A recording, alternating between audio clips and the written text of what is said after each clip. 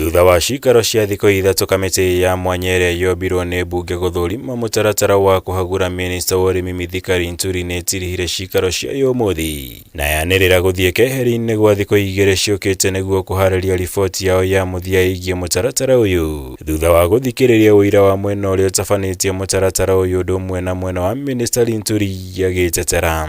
Honorable members, in this regard, allow me now to conclude by noting that we shall analyze each and every evidence that was submitted to this committee by all parties and make our findings in accordance with the requirements of Article 152(9) of the Constitution.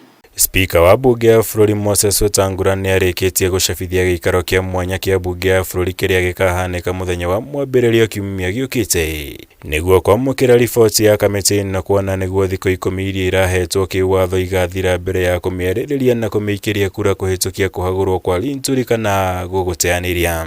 We embark on the report writing exercise as required under Article 152(7) of the Constitution. We shall be retreating from today to begin report writing. As you are aware, we are required to table our report to the House by Monday, 13th May 2024.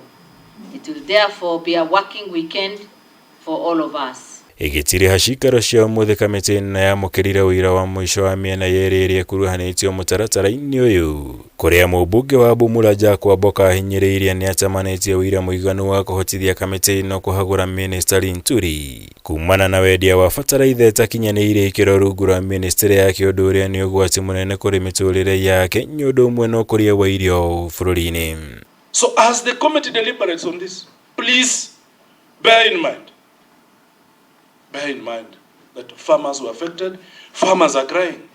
You may bury your head in the sand, yes, you may. But at the end of the day, there is God. When cries of humanity cry to God at times of difficulty, God will come through for them in one way or another. I'm doing this because of humanity.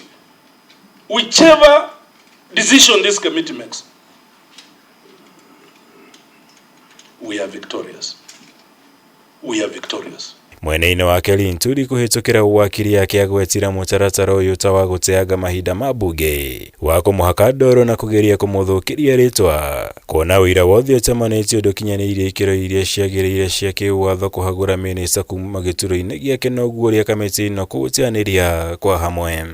This motion before you is a petty calumny. It is a petty gossip about personal love and affection. It is a witch hunt. And because it is all those things, we would be scandalizing our constitution on the occasion of today if we were to say the Honorable Linturi should vacate office. Hau kabere kamĩtĩ ĩno nĩĩikirie kura kũregana na ihoya rĩa mũmbunge wa Boka gwĩta mwandĩki mũkaru ministry-inĩ ya ũrĩmi Paul Rono hamwe na mũrũgamĩrĩri mũnene wa kambuni ya Kel Chemicals Davesh Patel kũheana ũira wao mũtaratara-inĩ ũyũ thutha wa gũkorwo magwetetwo na njĩra nene. Ngĩribotera Kameme TV, njĩtagwo Mwaura wa Gunya.